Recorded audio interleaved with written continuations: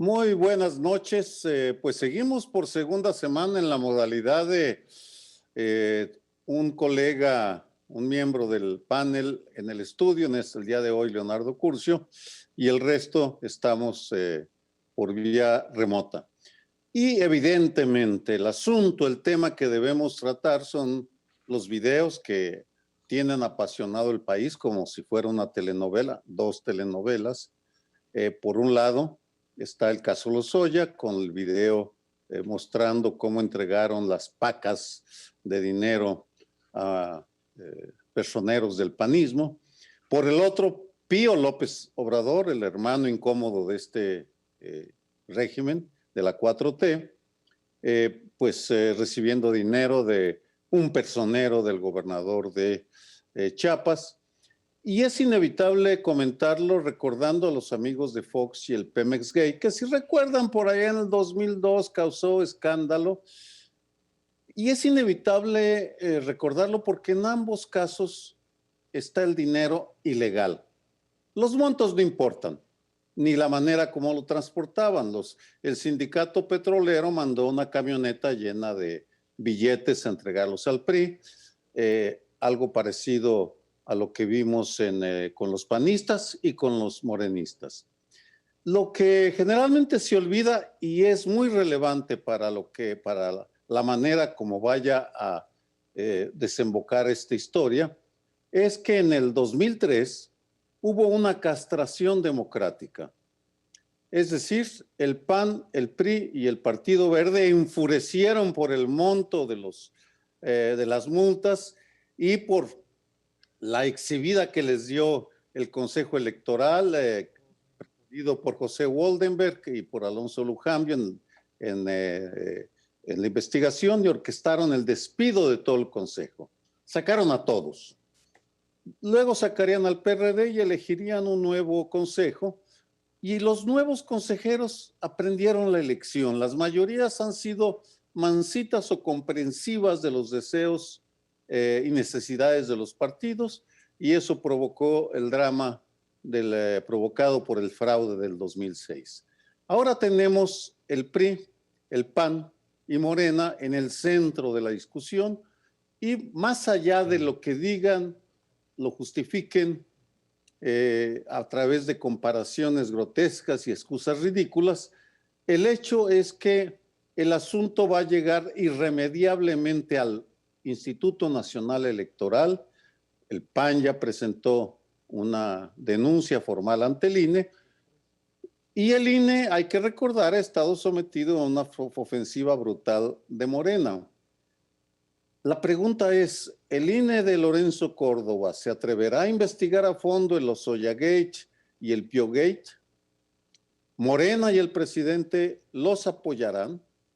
No lo sabemos, simplemente es una última llamada para que el partido del presidente y los otros partidos entiendan que la supervivencia de las elecciones del sistema democrático razonablemente depende de que estos dos casos se esclarezcan, se aclaren y se castiguen sin contemplaciones. Sí, yo no diría tanto, mi querido Sergio, porque finalmente creo que nos hemos acostumbrado a que esto ocurra. Yo diría que la democracia mexicana está enferma de dinero y se demuestra claramente que el partido del presidente no es la excepción, a pesar de que él ha tratado de establecer una frontera clarísima entre lo que son las otras formaciones políticas y la suya.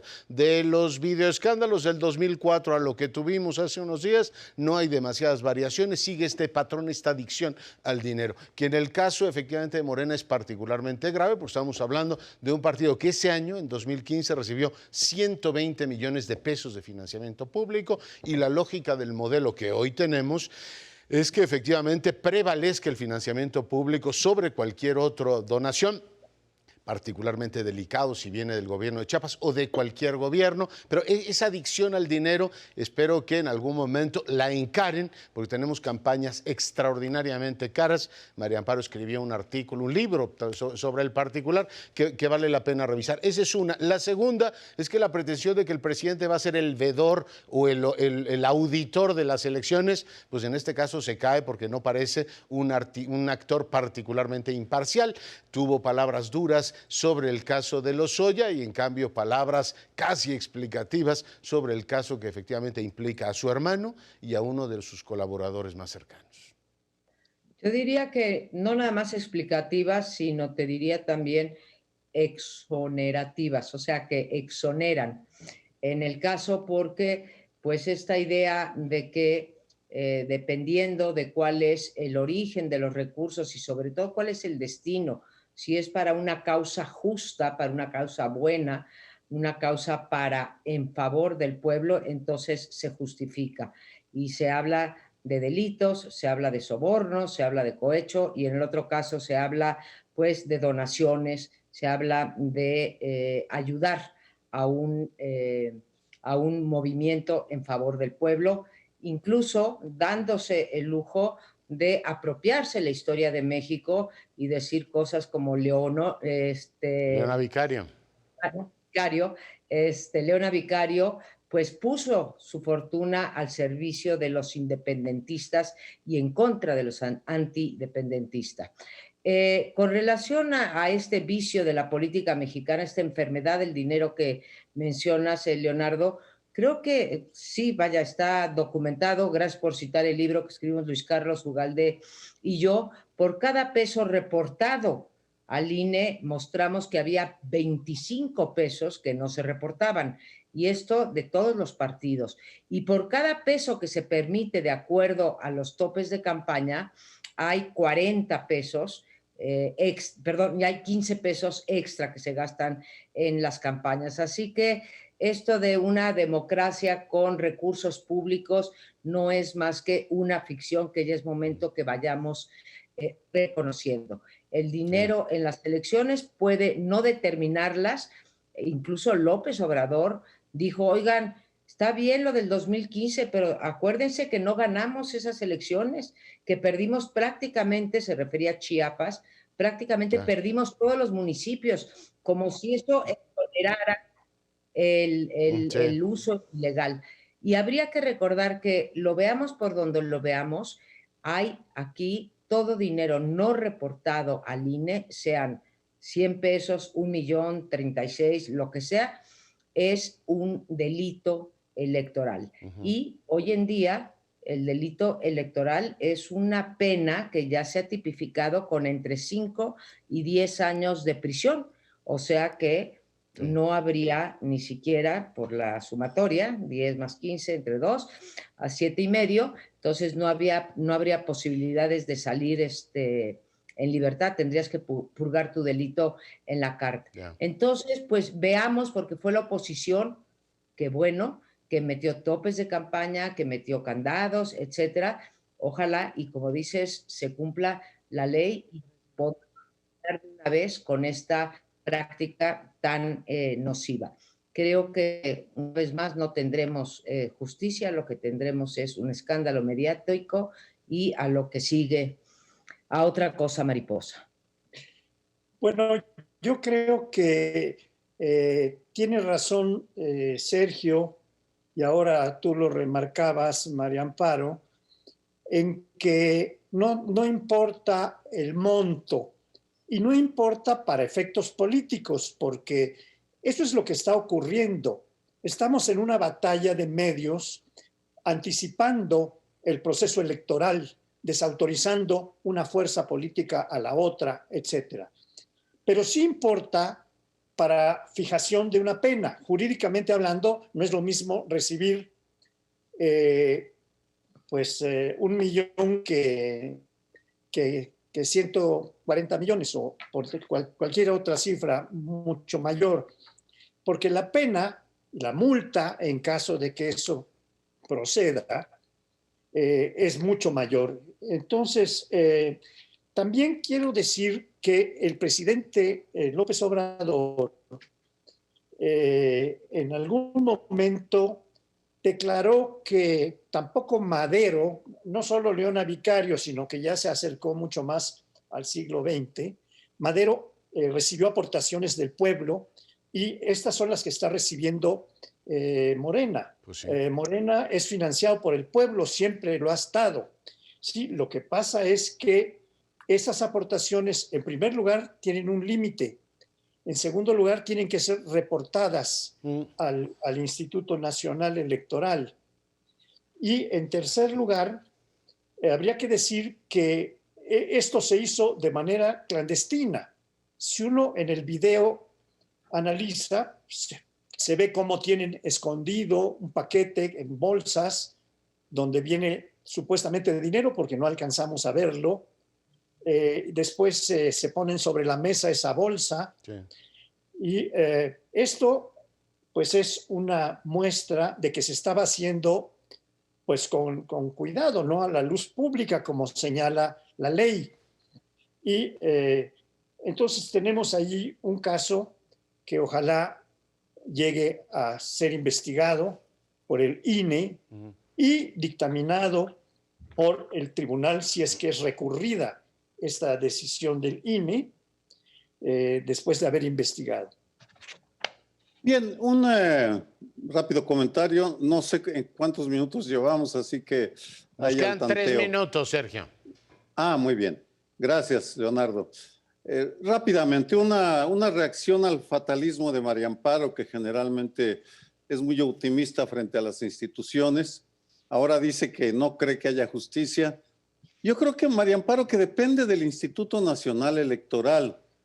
Y aquí me pregunto, uno, si Lorenzo Córdoba se la va a jugar como presidente del Tribunal Electoral, vamos. El instituto. No sé si tenga mayoría o no, pero su papel puede ser determinante para conducir el proceso.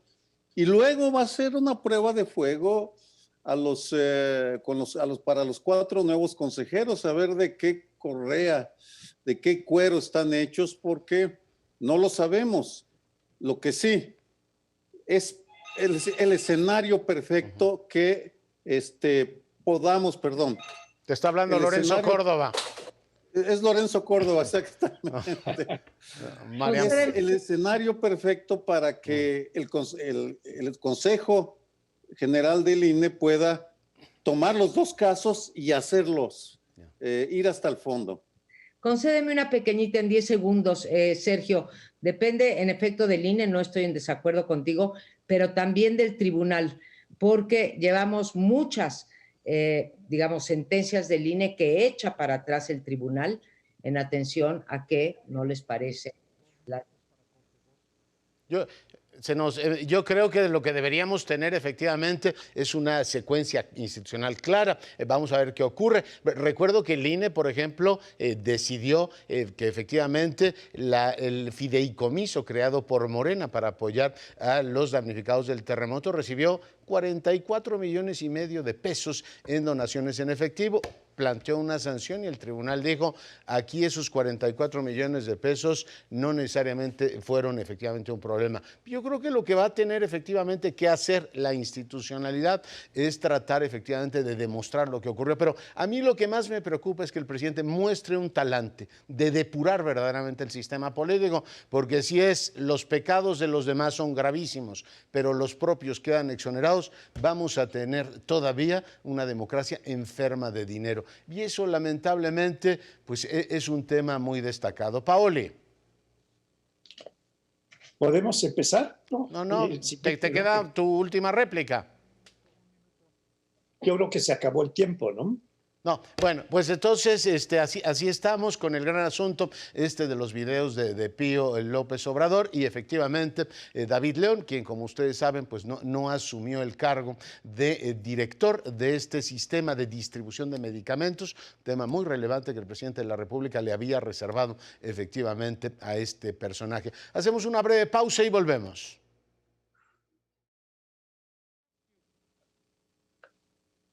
Vamos a tratar nuevamente el asunto de la denuncia de Lozoya.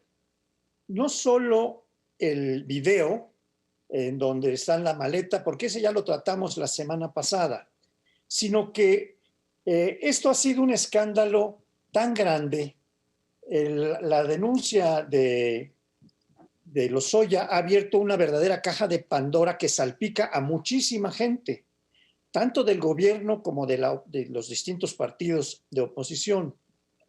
Y actualmente está salpicando también a gobernadores de diversos partidos. Esto es una batalla política fundamentalmente, porque independientemente de que los videos no pueden ser presentados como prueba si ya se ventilaron en público, sí tienen un efecto político de desautorización, de condena, de rechazo a los que están siendo afectados por el contenido de esos videos. Y esto es el tema que parece más importante. Todos los implicados o denunciados por Lozoya han dicho que ellos no recibieron nada, todos son inocentes y todos piden que se prueben las cosas. Lo que está claro, aparentemente, es que dos personas dependientes de sendos senadores del PAN, que hoy son gobernadores, sí recibieron, los ayudantes recibieron el dinero. Y este dinero, pues, habría que dilucidar si se lo quedaron ellos, los que lo recibieron, o los entregaron a sus jefes. Y es que los dos son ayudantes que tienen mucho tiempo trabajando con los senadores hoy gobernadores. Y no es pensable que el dinero nada más se lo hubieran embolsado estos ayudantes. No, parece no muy sensato pensarlo. Yo les dejo entonces el tema de estos dineros que aparecen en los videos de Lozoya. Sí, sobre la denuncia de Lozoya. A mí la declaración... Perdón, María Amparo. ¿Perdón? Gracias, Leonardo. Estamos ante un caso grave. Sergio. No, que era para Leonardo, es que nos seguimos. Estamos ante un caso de extrema gravedad, de ser cierto todo lo que aparece en la denuncia, pero de verdad de extrema gravedad, de lo que decía otra vez Leonardo, ¿no? Estamos enfermos de dinero, porque además sabemos que ese dinero, bueno, o pensamos más bien que ese dinero, una parte fue o pudo haber ido a las elecciones y otra parte se la embolsaron. La denuncia de Lozoya, las 63, 64 páginas que tiene, hasta ahora no son más que dichos, aunque cada sección de la denuncia viene acompañada de su compromiso de presentar a los testigos correspondientes que, perdón, pleonasmo, atestiguen que lo que él está diciendo sea cierto. Aún con los testigos todavía habría que ver si el juez acepta las declaraciones de estos presuntos testigos y si son capaces de exhibir cheques, cuentas, etcétera. Curiosamente, salvo el reconocimiento de Lozoya de que de los 4 millones originales de Odebrecht, él entregó 2.5 por órdenes, obviamente, porque fue extorsionado, ¿sí? Y por órdenes del presidente de Luis Videgaray, y que él se había embolsado 1.5 millones. Y de que él prestó su cuenta, que eso es perfectamente comprobable, no hay otras cosas, no hay evidencia de estas transferencias que haya presentado, o al menos en esta denuncia. ¿A qué me lleva esto? Que aparte del uso político de la supuesta justicia, que yo no dudo que haya estos delitos, y no lo dudo porque se hizo una investigación creo que muy profunda, y ahí sí exhibiendo las pruebas de las transferencias a los bancos, por ejemplo, en Antigua y en Suiza, y se exhibieron esas transferencias y esos cheques por parte de Mexicanos contra la Corrupción. Entonces, por eso no tengo duda de que se cometió ese delito. Lo que no sabemos es en dónde acabe, lo que no sabemos es si tiene más parque, porque sí creo que en el caso del bloque anterior, en el caso de Pío, me imagino que Enrique Peña Nieto y sus colaboradores tienen un montón de expedientes, probablemente videos, audios, pero si no, seguro expedientes que también van a saber administrar, porque como alguien decía, pues no está manco. Y si ellos percibieron que se rompió el pacto entre Peña Nieto y Andrés Manuel López Obrador sobre que no habría este tipo de persecución política de altos funcionarios, entonces percibieron que se rompió y pues ellos filtrando este video están en una especie de represalia. ¿Cuántos más vengan? No lo sé. Mi pregunta central es si todas estas filtraciones, videos y esta misma denuncia de Lozoya ya vició el proceso de investigación o no, y si esto va a ser una salida para que se vuelva a poner en la agenda pública nacional la idea que expresó Andrés Manuel López Obrador en su primer informe de gobierno, lo que es más, en su toma de posesión, sobre un borrón y cuenta nueva, un punto final, Pues un claro perdón no. y olvido. No sé si por ahí vaya la cosa más que por el lado de perseguir penalmente o administrativamente, según corresponda, estos delitos.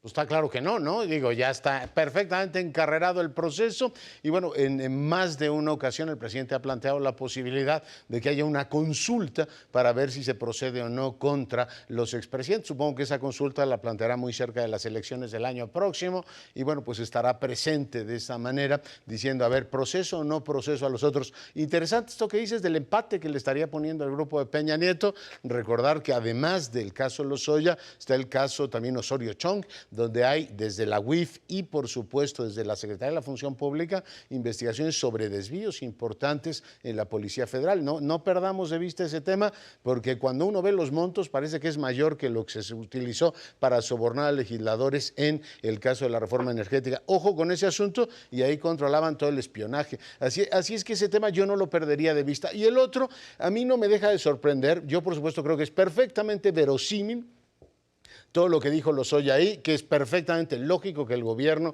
quiera hacer una utilización política del asunto, por eso ha divulgado el video. En la misma mañanera se divulgó un video que venía de una cuenta pues no reconocida y se hizo público efectivamente la declaración. Pero a ver, el punto central es que yo creo que Lozoya juega un poco con el fiscal, porque cae en esto que los antropólogos llaman una especie de conformidad acústica. ¿Qué quiere oír el señor que me está interrogando para que yo se lo diga? A mí me cuesta creer que Odebrecht, una empresa brasileña, haya comprado la política energética de este país con tan poco dinero. No descarto que hicieran todo tipo de corrupción para que les adjudicaran Tula 1 o Etileno 21, pero esta idea de que controlara toda la política del Estado con esa cantidad de dinero me cuesta, por listos e inteligentes que sean los brasileños, me cuesta creerlo. Pues el misterio, Leonardo y compañeros de paneles, ¿quién gana y quién pierde? Y me parece que nadie lo tiene claro. De entrada, voy a enumerar varias hipótesis. A la 4T y al presidente le convino la difusión de esos videos porque mejoran sus posibilidades electorales para el próximo año en lo federal y en lo local. Ahora bien, Francisco José argumentaba que el hecho de que se difundiera el video podía perjudicar a los que allá aparecen. Pero, Francisco José, no aparecen los líderes panistas, aparecen los personeros. Anaya, sí.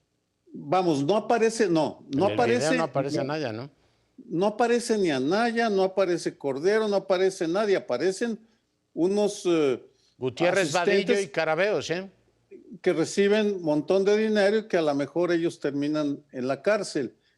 Y en ese sentido, si lo vemos desde esa manera, conviene a la 4T, conviene al caso de la Fiscalía y también conviene a Lozoya porque pensemos en una cosa, si para que Lozoya no vaya a la cárcel, tiene que, su información tiene que ser eficaz, tiene que servir, porque si no, no hay criterio de oportunidad y se va a la cárcel. Es una danza ahí muy rara.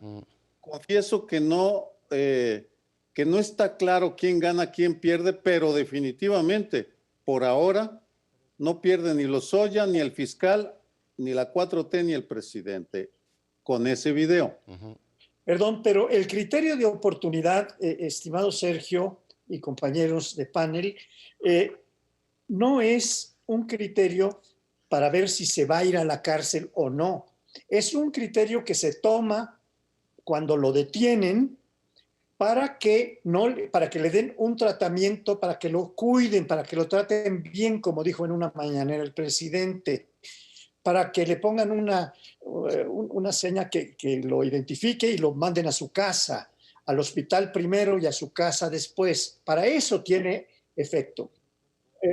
No si es capaz de aportar o no. Eso es un asunto que va a tener que dirimir el juez, pase lo que pase.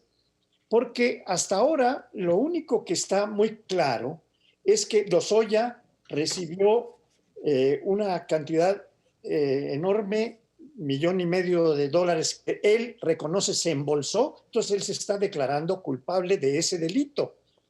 A ver qué más puede salpicar en el juicio del juez a otros, pero por lo pronto, si él señala o no señala suficientes pruebas, él tiene que ser juzgado por ese delito. Y el criterio de oportunidad no es para ver si se le exime o se le ponen, puede ser para que se le pongan penas menores si se aporta, pero alguna pena le tienen que aplicar. Bueno, pues sí, es todo el desafío. Yo supongo que Lozoya tiene, igual que Pío López Obrador, tenía su cuadernito que llamaban la Biblia. Vamos a ver si efectivamente lo hace público, en donde pues todo el mundo sabe o sabríamos a partir de ahí qué es lo que aportaban. Se ve que Lozoya tenía perfectamente apuntada en su Biblia todos los, efectivamente, pues donaciones, a quién le daba y a quién no le daba. Pero bueno, es parte de ese asunto. Paoli, vamos a hacer una breve pausa. Regresamos. Claro. Pues hemos llegado, desgraciadamente, en México al escenario improbable, según nos dijeron las autoridades, y catastrófico, también nos dijeron, de 60,000 muertos. Y todavía no acaba la pandemia, no me atrevo a decir en qué estadio de la pandemia estamos, y no me atrevo tampoco a citar al gobierno, en particular al presidente López Obrador, no en su mañanera, sino en dominguera, la de ayer en Palacio Nacional y la de anteayer también en Palacio Nacional, en donde se habla una vez más, no de que la curva se está aplanando, pero sí se habla de que ya pasó lo peor y que vamos a la baja. Realmente son pocas observaciones, aún con las cifras oficiales, para decir que vamos a la baja. Y desde luego otro tipo de cifras como la disponibilidad de camas, pues no es una buena cifra, porque conocemos cantidades de personas que llegan a los hospitales y son rechazadas y después pues mueren en su casa. Entonces, estamos en este escenario catastrófico. ¿Y qué es lo que ocurre? Y me permito aquí citar una pequeña frase de Aldous Huxley, que dijo: los hechos no dejan de existir solo porque sean ignorados. Y yo creo que este gobierno ha ignorado todos los hechos, incluso el único hecho virtuoso de la pandemia, que desde mi punto de vista es el personal médico, el personal hospitalario en general, que son los únicos héroes de esta campaña. Los demás o son víctimas o pues no han hecho su trabajo. Se insiste en que el virus pierde fuerza, y esto pues refuerza la idea de que podemos relajar medidas, de que podemos ya salir. No sé cuál es la experiencia de ustedes, pero las veces que he tenido necesidad de salir, y me considero una privilegiada que puedo hacer mi trabajo desde casa, yo ya estoy viendo pues en restaurantes, en la calle en general, en el tráfico, que estamos relajando las medidas. Y esto es producto en buena medida de que nos están diciendo que esto va para abajo cuando no tenemos suficiente evidencia.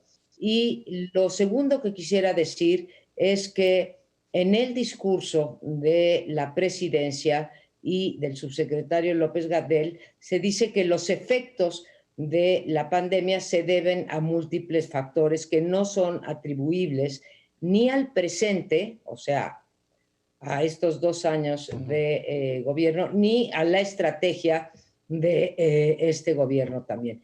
Y aquí pues aparece de nuevo el villano favorito, el candidato favorito para explicar todo lo que pasa en este país: la desigualdad, la distribución del ingreso, la falta de crecimiento económico, la caída de los empleos, que es la corrupción.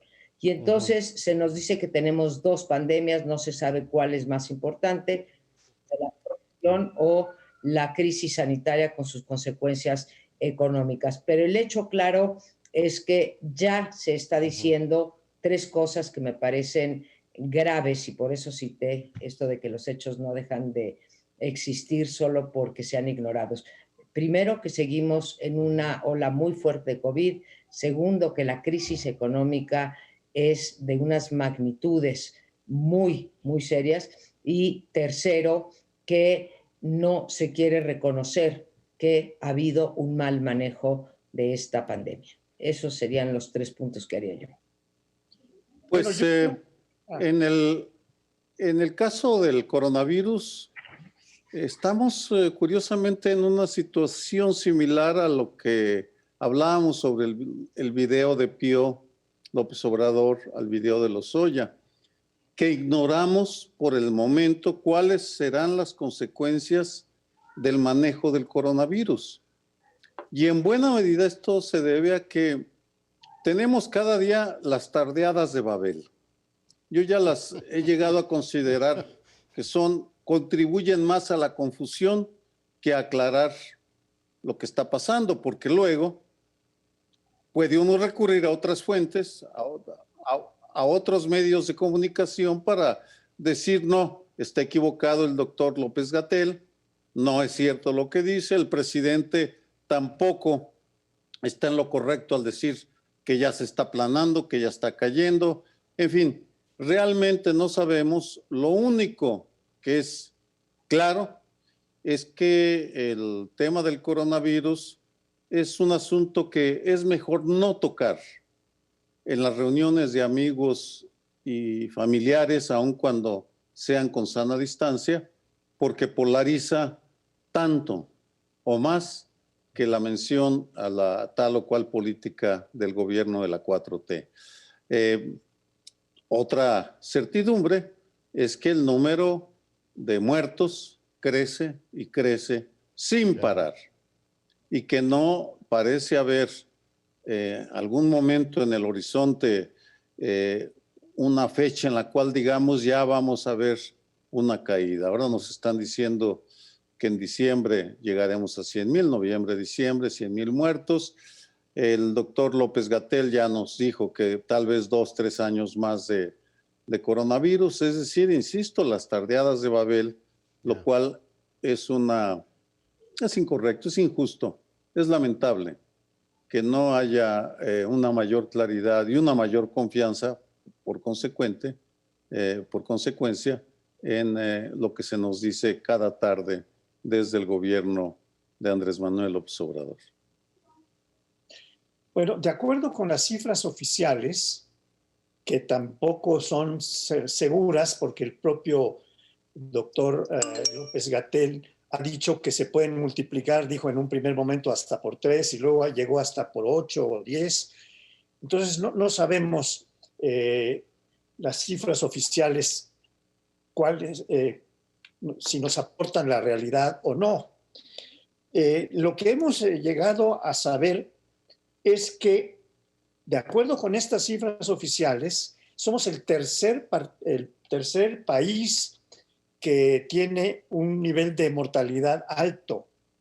El primero es Estados Unidos, con 100 y pico mil, bastante cercano a los 200,000. Con Brasil es segundo lugar, también es un país muy poblado y muy grande, pero México es el tercer lugar. Hemos rebasado los 60,000 muertos que el propio López-Gatell había dicho, este es el momento de la peor situación a la que podemos llegar. Sí. Y ahora, pues, como ya aclaraba Sergio, pues nos están anunciando que a lo mejor va para mucho más largo y que este no es el momento peor en términos de que estamos tocando fondo después de 60,000 muertos, sino que esto se va a ampliar indefinidamente.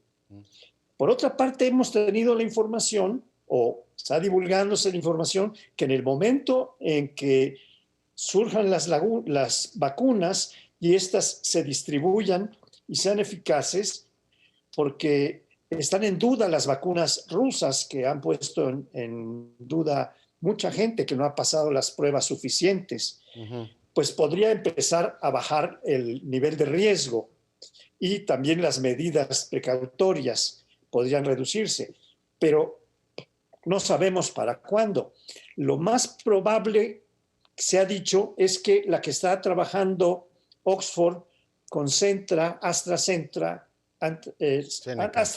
perdón, es la que parece tener las mayores seguridades por las pruebas que han tenido, pero tampoco estamos teniendo una información puntual respecto de cuándo puede empezar realmente a bajar la presión de la contaminación y de la muerte. Bueno, eso por supuesto lo determinan los científicos. Yo creo que como política pública ha sido un desastre. Algún día bajará la pandemia y está, pues mi abuela decía todos los días, pon las pantuflas al lado de tu cama porque va a temblar. Y cuando temblaba decía, ya te había dicho yo que iba a temblar. Así está el gobierno ahora ya va a empezar a bajar, algún día van a acertar, por supuesto, y empezará a bajar el número de personas muertas. Pero estamos en lo que el propio gobierno, con sus parámetros, definió como el escenario catastrófico. Y ligo con el económico, que también está rondando lo catastrófico, y lo del empleo. Y hasta ahora la política pública se ha convertido, por eso lo decía con toda corrección Sergio Aguayo, en un tema de polarización, porque parece que discutir los contenidos de cualquier política pública, desde defensa del empleo a usted está defendiendo a Fobaproa, usted está criticando a López-Gatell, que se ha defendido de la oposición. Fue al Parlamento y ninguneó ahí a prácticamente todo el mundo, igual que ninguneó a medios internacionales. Qué raro que traigan esos reportajes que nos están diciendo que en México hay muchos contagios. Hoy no hace falta que sea ni el New York Times ni el País quienes lo digan, son 60,000 muertos. Y a mí lo que me sorprende es que el gobierno, el partido en el gobierno y el presidente, lejos de hacer una evaluación crítica de lo que ha sido el desempeño de esta política pública, le dan más fuerza a López-Gatell y en la reconfiguración del gobierno le dan el control de Cofepris. Prescindo, por supuesto, del comentario de la reunión de San Luis Potosí, donde el presidente dijo, a ver, el tema de la renuncia de López-Gatell, aunque haya 60,000 muertos, está fuera de discusión. ¿Qué pasa? Que la política pública en este país no se puede discutir porque todo se convierte en un asunto de fe o si estás a favor o en contra del gobierno. Nos quedan 2 minutos, colegas. A ver, Leonardo, tomo tu argumento, sí. Creo que todo gobernante enfrenta, cuando se le presenta una crisis y elige una estrategia, enfrenta una disyuntiva. Si la estrategia no le está dando el resultado previsto, tal y como no le dio el resultado previsto Andrés Manuel López Obrador, ahí quedan de dos: o corriges o te mantienes en el mismo rumbo a pesar de la evidencia. Creo que no es y no ha sido el sello de la casa el saber corregir, el saber decir mis predicciones no están siendo correctas y seguramente esto se debe a que la estrategia elegida tampoco fue la correcta. El sello de la casa ha sido más bien doblar la apuesta. Y doblar la apuesta en materia de coronavirus, lo que le ha costado a México son el número de contagios, más de 60,000, y cerca de el número, perdón, de muertos y más de 500,000 de contagios. Y sin embargo, se persiste por la misma vía. Y digo que es el sello de la casa porque, en efecto, lo llevas tú, Leonardo, al terreno de las políticas públicas. Para el presidente López Obrador, la política pública no es una cuestión de evidencia, de técnica, de experiencia comparada con otras experiencias internacionales, sino una cuestión de o bien de fe o bien de intuición. Y en ese caso, pues creo que no tenemos ninguna esperanza, o no tendríamos por qué tener una esperanza en el sentido de que se corrija este rumbo. Por tanto, creo que vamos encaminados al otro escenario catastrófico. No digo que lo esté pronosticando Sergio, pero que probablemente lleguemos antes de fin de año, no a los 60,000 que ya llegamos, sino a 80 o a 90,000 muertos, y entonces veremos quién es el culpable. Muy bien. ¿Te parece que hagamos una breve pausa, María Amparo? Regresamos en un momento. Bueno, y en este bloque les planteo que revisemos la situación de Morena y las instituciones electorales. A ver, el partido del gobierno tiene una crisis en su dirigencia desde hace ya varios meses. Jacob Polewski dejó de ser la presidenta, hubo una presidencia interina, que es la de Ramírez Cuéllar, y ahora el tribunal ha dicho, una interpretación directa, que lo que debe hacer Morena es elegir vía una encuesta a su próximo dirigente, con lo cual se cierra la posibilidad de que Ramírez Cuéllar permanezca, cual era su voluntad, al frente del partido, y se le traslada al Instituto Nacional Electoral, el, por cierto, vilipendiado instituto por el partido del gobierno, que ahora tendrá que elegir encuestadores. No sé bien a qué encuestadores van a llamar para que hagan efectivamente la encuesta de quién va a ser el dirigente. Algunos de los encuestadores más famosos, el propio gobierno los ubicó en el BOA o en la BOA, de tal manera que, pues no sé, sus encuestadores tampoco son particularmente creíbles. Recordamos las encuestas de la capital y las de Puebla, que nunca se hicieron públicas, pero sin embargo había efectivamente un ganador y una ganadora en el caso de la capital. El gran tema es, ¿el INE está en condiciones de organizar la interna de Morena y que esto tenga un reconocimiento? Hoy algunas voces, empezando por John Ackerman, han dicho, no, es que entonces ya Morena es controlada por el tribunal, un tribunal que si les dice que tienen que organizar eso, un sector de Morena, Mario Delgado, de una manera muy clara, dice, claro, el tribunal escucha la voz del presidente que nos sugirió que organizáramos una encuesta. En fin, un lío impresionante, y tenemos un INE, compañeros, que no solamente le tendrá que organizar la elección a Morena, como en algún momento también se lo planteó el Revolucionario Institucional, tendrá también que legislar, prácticamente legislar en aquello que la Cámara, la mayoría no hizo, que fue efectivamente la ley secundaria para los temas de la reelección, que ya tenemos encima. Todo eso va al INE para que después digan, no, es que el INE no funciona o está cargado. En fin, ¿cómo ven este tema? Pues en el caso de las instituciones, Leonardo, en este caso electorales, tanto el INE como el tribunal, pues va a depender de cómo se definan estas dos instituciones respecto al proceso interno. Si se definen en un sentido en que le parezca al que manda allí, pues aplaudirán, y si no, pues los volverán a denostar. Yo quisiera introducir dos declaraciones de Mario Delgado, siempre digo René Delgado, de Mario Delgado, una con la que concuerdo perfectamente y otra en la que creo que pues incluso se está empinando. La primera es que lo que está en juego en esta disputa son las elecciones del 2021, o sea, la renovación del Congreso. Si Morena se parte, si Morena no actúa de manera unificada, pues tendrán menos posibilidades de salir avanti. Y la segunda, junto con ello, obviamente, la continuidad de la 4T o del proyecto de transformación del país. Y la segunda, que me parece que es donde se espina, es cuando dice que si escogen un buen método, no se podrá hacer trampa y los resultados serán incontrovertibles.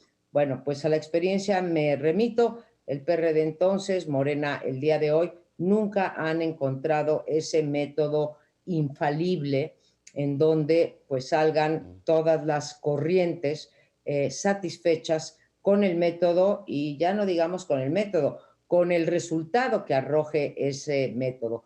Pero en sus palabras, él está aceptando que tienen serios problemas de corrupción en materia de elección en sus procesos para sustituir a la dirigencia nacional. Llevamos un año y es momento que Morena, el partido en el gobierno, ni siquiera con López Obrador a la cabeza, ha podido resolver el cambio de dirigencia. Tengo una duda sobre Morena y sobre los partidos en general, porque pareciera como un deterioro generalizado de la vida de los partidos, porque han desarrollado una aversión, una reticencia, un miedo, un pavor a discutir los grandes problemas nacionales. Observemos brevemente el tema del Piogate, del asunto del dinero ilegal que recibió el hermano del presidente para una campaña en Chiapas. revisé las columnas de simpatizantes de Morena y ni una mención. Muy pocas expresiones. De hecho, al día de hoy llevo contabilizadas 5 personas solamente de Morena expresándose sobre el tema: el presidente, su esposa Olga Sánchez Cordero, John Ackerman y Mario Delgado, en ese orden. Pero no es solo en ese tema.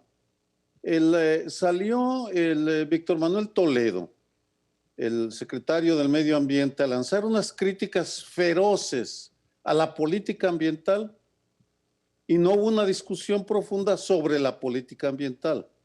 Hay un reduccionismo, hablo de Morena, al tema de que o eres conservador o eres transformador, pero sin explicar qué distingue a unos de otros. ¿Qué hace en qué momento un ambientalista está del lado de la historia o está en el basurero de la historia? Ya no hay las grandes discusiones que caracterizaron a la izquierda. Ahora lo que existe, lamentablemente, es una actitud de espera a la señal que venga del líder máximo de Andrés Manuel López Obrador para lanzar una opinión. Pongo de ejemplo para cerrar esta discusión Héctor Díaz Polanco, que preside la Comisión de Honor y Justicia de Morena. El caso de Pío es bien revelador de un problema de fondo sobre el tema del dinero en las elecciones. Es una ilegalidad. Él no se ha expresado sobre el tema, ha retuiteado algunos otros, pero no ha dado su opinión. No ha dicho si se va a involucrar, tiene el derecho a hacerlo de oficio en el asunto. En otras palabras, Morena pareciera estar paralizada, haber paralizado sus sinapsis neuronales para discutir los grandes problemas nacionales y estar simplemente esperando que recibir la instrucción para salir a pelear la elección. Me parece que es una pésima apuesta en un momento en el cual los grandes temas universales están redefiniéndose. Pero bueno, pues es su partido, ellos sabrán qué hacen con ese partido, pero sí llama la atención que no entiendan que si quieren transformar al país, tienen que transformarse primero ellos, y no lo están haciendo. Lo que ocurre, a mi juicio, es que el único dirigente que recoge el consenso de todos los miembros de Morena y sus simpatizantes ha dicho, es el presidente de la República, que ha dicho que él se aparta, que él no va a intervenir, y entonces lo que se ha desarrollado es una serie de confrontaciones, de inconsistencias dentro del partido en búsqueda del poder. Cuando termina el periodo del presidente anterior, que fue López Obrador, y entra Jay Kolporensky a dirigir el partido, empieza a plantear de inmediato que eso debe posponerse hasta que haya condiciones. El tribunal dice no, eso tiene que resolverse, las directivas, en agosto, que está terminando el mes. Y después de eso, también Ramírez Cuéllar empieza a decir, no, esto hay que posponerlo, claro. La pandemia no nos permite hacer elecciones. Entonces entra el tribunal y vuelve a decir, no, vas a hacer las elecciones, pero no tú, el INE, a través de una participación directa, de una encuesta directa, ¿no? Y ahí estamos viendo no solo inconsistencias, sino que tampoco hay el respeto por las instituciones, cosa que es bastante natural en términos sobre todo políticos en Morena. El propio presidente y en algún momento dijo al diablo con sus instituciones, pero ahora quien tiene que resolver, que es el tribunal, eso está en la ley. No, el tribunal ya resolvió. Ahora el INE tiene que organizar la elección. Ya tiene que resolver el tribunal y ya ha resuelto que se va a hacer en agosto. Ya no se va a posponer. Mediante elección abierta, mediante encuesta abierta. El tema es quién va a organizar la encuesta, si el INE va a convocar a las casas encuestadoras, van a decir, oiga, pues si quiénes son estos encuestadores, ya hemos visto las posiciones de los principales implicados y el asunto se antoja pues muy, muy complicado. A mí lo que me sigue resultando profundamente extraño, y ya me lo revelarán en otro programa, es porque un presidente que tiene a mecate corto a las bancadas, que tiene a su gabinete y a incluso un sector de la opinión de una manera absolutamente férrea, controlada, en el caso de su partido prescinde de decir de qué manera o quién debería ser el dirigente, lo cual pues los ha llevado, como ustedes lo han comentado, a casi un año de inanición. Para mí esto es un enigma que tiene que ver con también la forma en que López Obrador dirigió al PRD, lo dejó completamente abierto al final del siglo pasado, cuando arrancaba efectivamente su carrera por la jefatura de gobierno. Pero nos tenemos que ir. Muchísimas gracias por atender, por supuesto, la cita con El Primer Plano. Nos vemos aquí la semana próxima.